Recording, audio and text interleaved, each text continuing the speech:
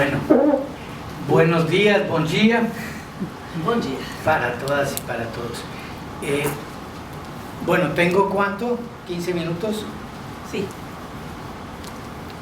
Me han encargado de hacer una presentación del tema de integración de la infraestructura en el marco de la integración de Sudamérica.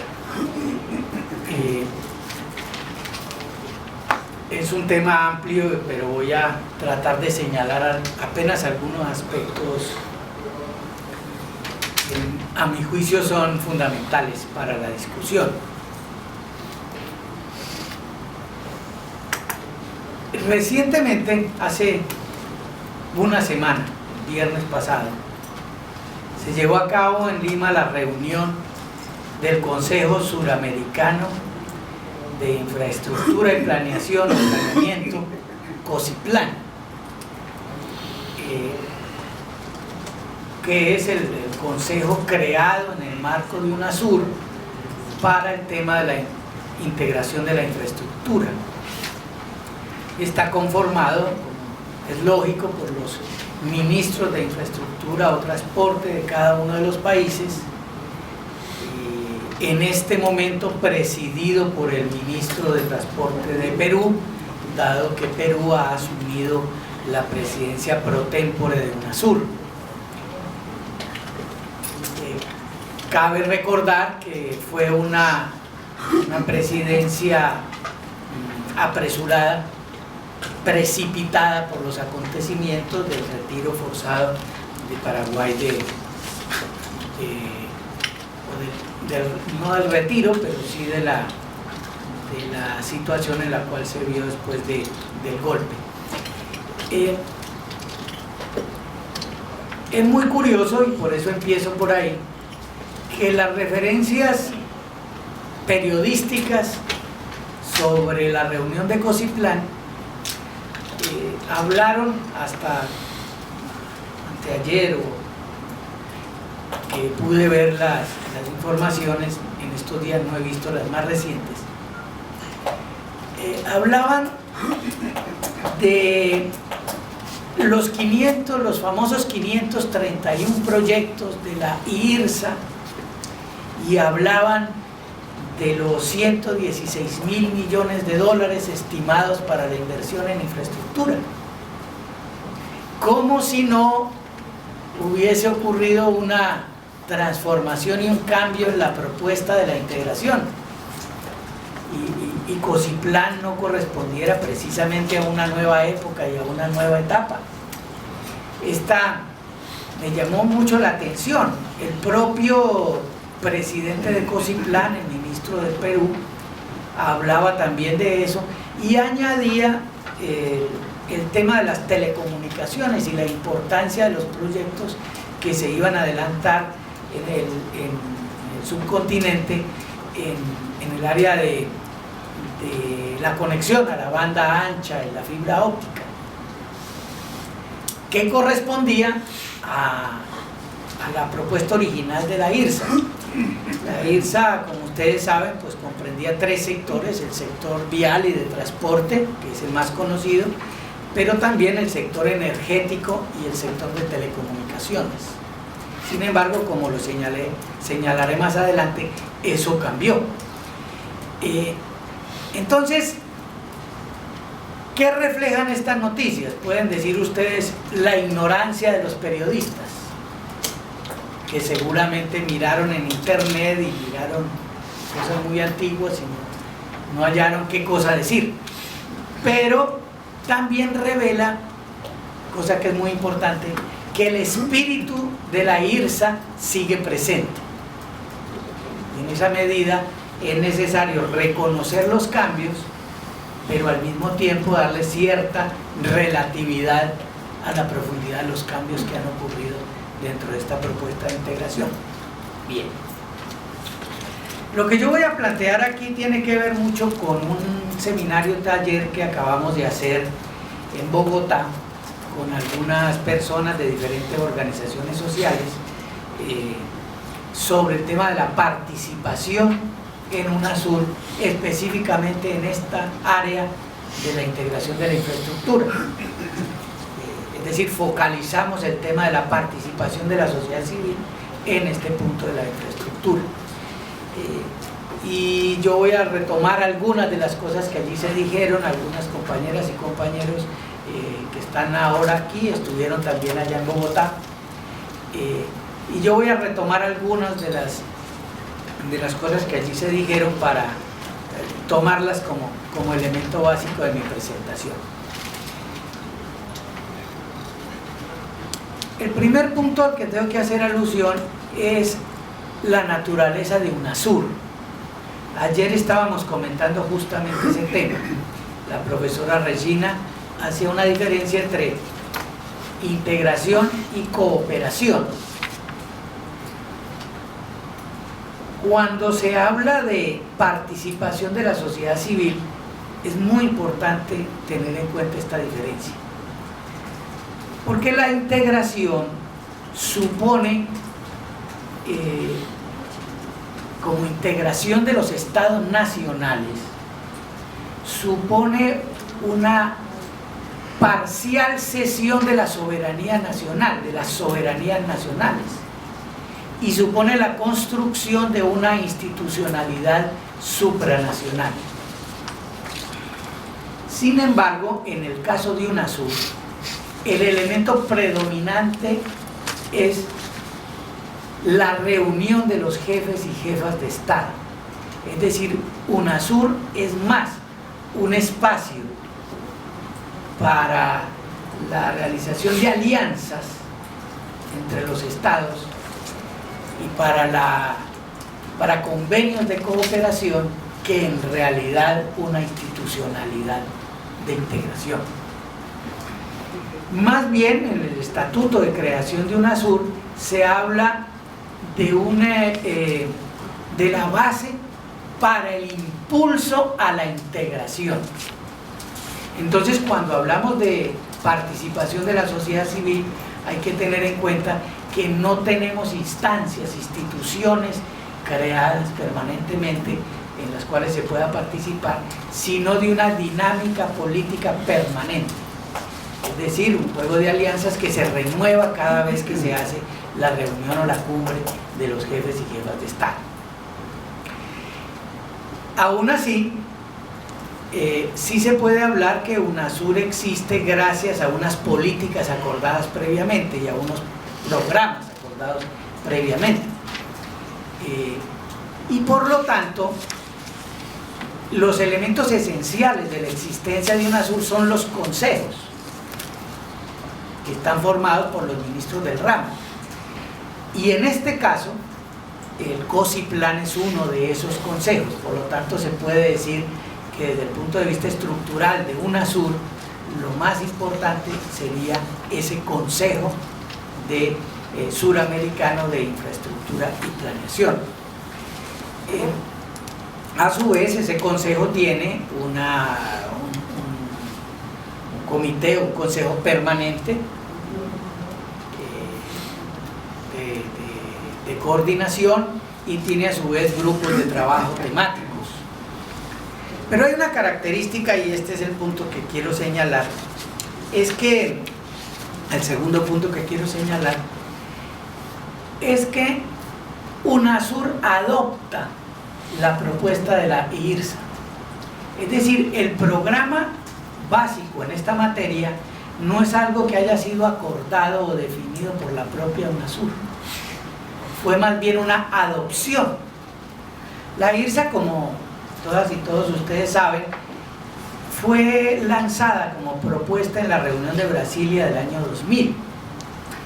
Y esa reunión tiene una importancia fundamental, no solo porque inaugura el siglo XXI, sino porque es fundamental en todo este proceso integracionista del continente. Y como reunión de jefas y jefes de Estado, en ese entonces solo jefes, no tenía precedentes históricos, porque había reuniones iberoamericanas, reuniones de mandatarios de la OEA, reuniones del famoso foro de Río, o reuniones de toda Latinoamérica, pero una reunión de mandatarios de Sudamérica no se había hecho. Los antecedentes son muy remotos. Y en esa reunión se decidió lanzar el proyecto de integración de la infraestructura. Obsérvese entonces cómo el proceso de integración de América del Sur está marcado desde el comienzo por la idea de que la clave de la integración de América del Sur es la integración de la infraestructura.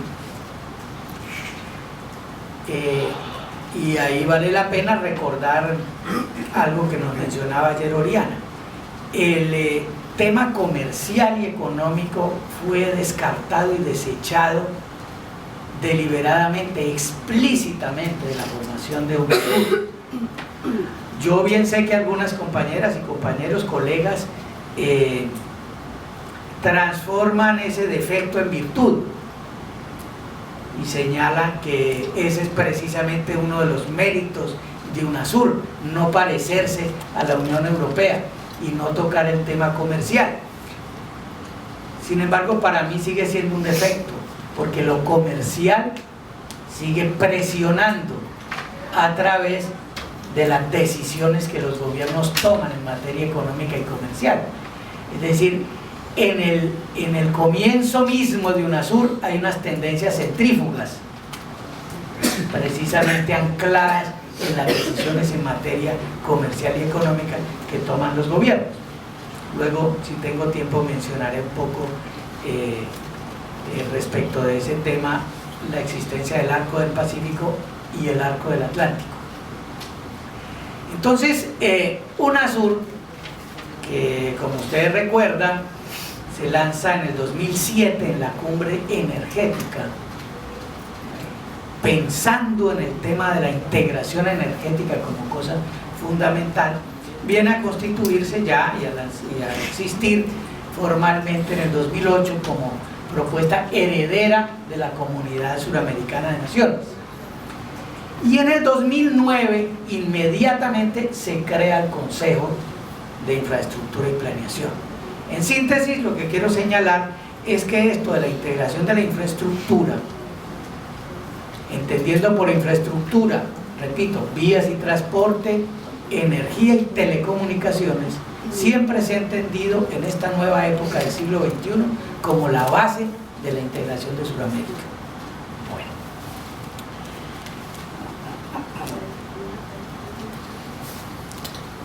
Ahora hay un cambio. Miremos un poco la naturaleza de los cambios. Este es el tercer punto que quiero señalar.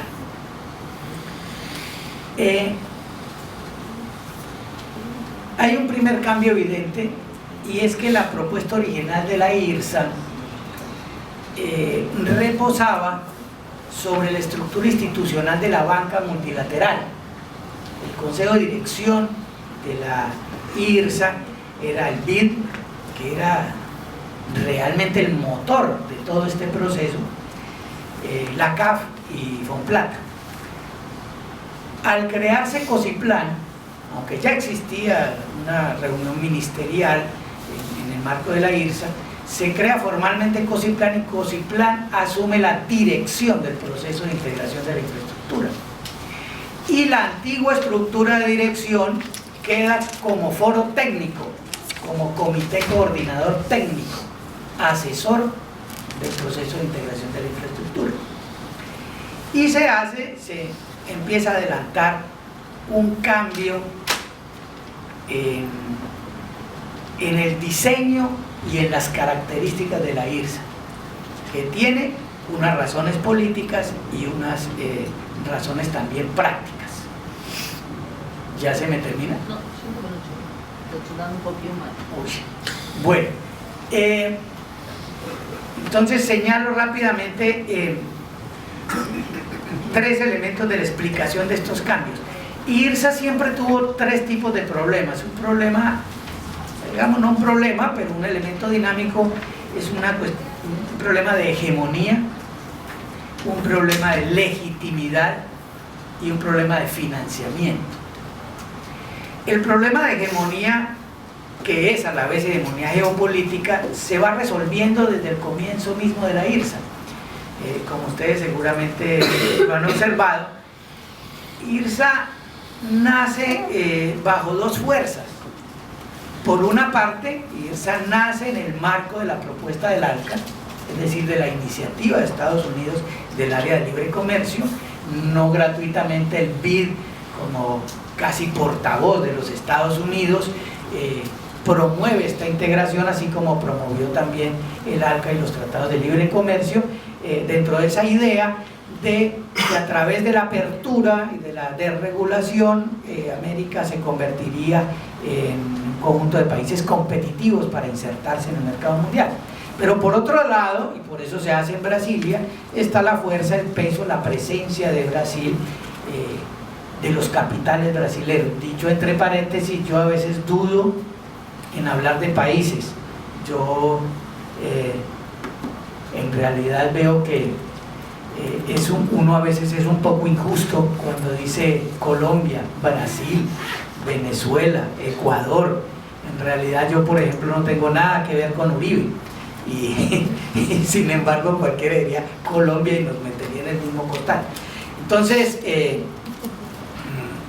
digo el peso del gran capital brasilero dentro de este diseño. Pero la hegemonía, esa disputa de la hegemonía se va resolviendo. Al principio, por ejemplo, había unos ejes en la IRSA longitudinales, había unos ejes marítimos Pacífico y Atlántico, y un eje que era Amazonas, Río de la Plata, Paraná, una cosa medio loca que había pensada ahí longitudinal y que fue abandonada.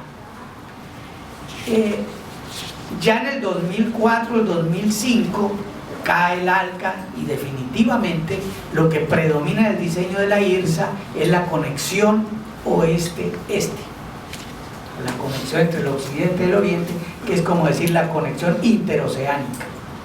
Eso es un elemento claro del nuevo centro de gravitación que existe en el continente suramericano. Bueno, luego viene el problema de legitimidad. En realidad eso está muy asociado con el siguiente punto que voy a tratar rápidamente, y es que IRSA fue criticado desde el principio como diseño por estar en el marco del libre comercio, pero también por los impactos de los megaproyectos en las diferentes regiones y localidades. En un mensaje que antes de la cumbre de Cochabamba de mandatarios hizo Evo, decía que no podía ser admisible que la integración de la infraestructura fuera grandes autopistas que se construían con cargo a endeudamiento externo simplemente para exportar al mundo nuestras materias primas y recursos naturales. Efectivamente, ya después del 2005 se hace una agenda de implementación consensuada, y ya cuando se crea COSIPLAN, entonces se llega a la idea de que la integración de infraestructura es para integrar nuestros países y para impulsar el desarrollo local y regional. Bueno, de todas maneras, la IRSA se plantea ya en el COSIPLAN y en UNASUR con unos criterios de sostenibilidad ambiental, de sostenibilidad social y de ofertas de participación ciudadana y de organizaciones sociales. Es decir, hay una búsqueda de resolución del problema de legitimidad de la IRSA en el nuevo modelo. Y finalmente un problema de financiamiento. Yo traía también mis cuadritos como hacemos todos los profesores, pero el tiempo no lo permite. En este caso insiste mucho más en las alianzas público-privadas. IRSA tuvo siempre un problema de financiación. De los 530 proyectos se pasó a una agenda de implementación consensuada de 31 proyectos, grupos de proyectos prioritarios, pero la verdad es que buena parte de los proyectos de la IRSA en el año 2009 no se habían podido iniciar. Primero porque era muy compleja la definición alrededor de los proyectos, y segundo porque no se encontraba financiación. Esto de la financiación plantea una serie de dificultades. Yo creo que ahora seguramente va a hablar de ese tema nuestro amigo Pedro Páez, que trabaja esos temas. Pero ya hay mucha investigación donde se está hablando de los proyectos de infraestructura como un nuevo tipo de activos financieros. Es decir, la idea, ustedes saben que la infraestructura es medio y fin al mismo tiempo. Es medio para el transporte, para la movilización de mercancías, servicios, etcétera, pero a la vez la construcción de la infraestructura como obra es una inversión, y la existencia misma de la obra es algo que se compra y se vende. Por lo tanto, es un activo que también tiene significación financiera. Entonces hay fondos soberanos, fondos buitres, etcétera, que giran en torno a esa idea. Los intereses, téngase en cuenta eso, cuando hablamos también del gran capital brasileño, no es solamente el gran capital interesado en las inversiones en los recursos minerales, hidrocarburos y los cultivos los monocultivos de commodities, sino que las empresas constructoras y las empresas financieras forman parte del engranaje completo del negocio. Entonces hay casos, por ejemplo, que se mencionan de la interoceánica del sur de Perú, por ejemplo, que se hicieron cálculos truchos acerca de la rentabilidad para construir carretera y todo lo que se hizo sobre la base de la rentabilidad del sistema de peajes. Cuando se termina, se comprueba que no pasaron más de 200 vehículos de carga al mes. Es decir, era un fiasco completo. Pero este tipo de estudios, impulsados por las compañías constructoras y las compañías financieras, se hacen así precisamente para vender el proyecto como tal. Y uno, si analiza la infraestructura solamente como medio, a veces se pierde en el análisis, porque ella en sí misma es un fin y puede dar lugar a futuros desenvolvimientos de la especulación financiera mundial. En todo caso, hay un problema de financiamiento. Antes se apoyaba en esta banca multilateral que era la dirección de la IRSA, pero necesitaba aportes de presupuesto público y necesitaba inversión de otros bancos de inversión privada. Todos sabemos que el BNDES empezó a competir, a complementar y a superar la participación del BID en la IRSA. Hoy en día lo que se propone es estimular inversión privada, financiación privada y lo que se llama hoy en día las alianzas público-privadas. Bien. Entonces, estas fueron las fuentes de los cambios. Los cambios, en realidad, si uno mira el diseño, se reduce nuevamente de 10 ejes a 8 ejes. Se mantiene el diseño de la original, que pone el énfasis en lo transversal, o sea, la conexión interoceánica. Se reduce, se hace un plan 2012 al 2022, pero se hace una agenda prioritaria en donde son 31 grupos de proyectos y 88 proyectos individuales para 21.000 millones de dólares. Lo interesante de señalar ahí es que prácticamente se reduce a transporte, solo hay 2 de energía, y la energía se deja en otro ámbito, la integración energética, y de telecomunicaciones no se habla. Entonces es lo del transporte. Es decir, los cambios se producen primero para concretar la respuesta a esos 3 tipos de problemas que yo mencionaba, pero se hace también por razones pragmáticas que tienen mucho que ver con el tema de financiamiento. 80% o más de los proyectos ahí planteados son nacionales. El 60% de los proyectos están ya en el PAC, en el plan brasilero, o sea, son de Brasil. Solo hay proyectos de paso fronterizo. ¿Por qué es pragmático? Porque ellos piensan que no existiendo una real institucionalidad de UNASUR, sino dependiendo de la cooperación, es muy complicado darle base institucional a decisiones de inversión multinacionales. A esta altura son más realistas y dicen, vamos a poner el énfasis a proyectos que se puedan realizar en un país para evitar problemas, y muy pocos implican 2 países, y creo que 3 países. Ese es más o menos el enfoque actual. Ahora, el cuarto punto y final: ¿por qué sigue presentando problemas, sobre todo de legitimidad? Porque el diseño se mantiene con los propósitos iniciales de la IRSA, y el gran problema es que son obras de gran magnitud que impactan territorios. Todo el análisis que se puede hacer muestra que la concentración de la población de Sudamérica en una especie de borde que empezaría Venezuela, Colombia, los países andinos hacia el sur, esta parte aquí del límite de la triple frontera, sube hacia el oeste, hacia el este, dejando hacia abajo todo lo que es la Patagonia, etcétera, y dejando el centro descubierto. Entonces, si ustedes miran el mapa, lo impactante de los proyectos es que cruzan, atraviesan esas zonas interesantes, señalan el aumento de los conflictos que ahora se llaman socioambientales en los últimos 4 o 5 años.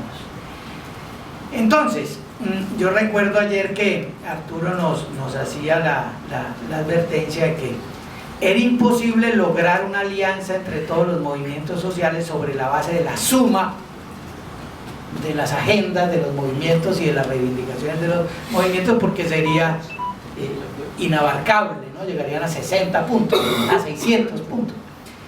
No, yo diría que el problema de la articulación de los movimientos sociales tiene que ver con la definición de una posición, y hoy en día está en debate, frente al modelo de desarrollo. Y el modelo de desarrollo entendido como una toma de posición frente a esta estructura que se ha planteado de dominio sobre el continente. Y obviamente todo lo que pueda pasar de aquí en adelante con el proyecto de Cosiplan de la IRSA tiene mucho que ver con la definición sobre ese modelo de desarrollo. Sobra decir que generalmente cuando se habla de que un punto en discusión es la relación entre desarrollo y medio ambiente, yo diría que es una manera eufemística de referirse al asunto, porque es un poco como decirnos a algunos de nosotros, habrá que hacerle una concesión a ustedes los románticos, pero tienen que entender que es el precio del progreso. Entonces trataremos de que ese precio que pagamos por el progreso no sea tan alto, pero el progreso es nuestro objetivo, el objetivo de la humanidad. Desde ese punto de vista, pues será muy difícil que nos pongamos de acuerdo sobre el tema del modelo de desarrollo. Bueno, dejo hasta ahí, aunque habría muchas más cosas. Gracias.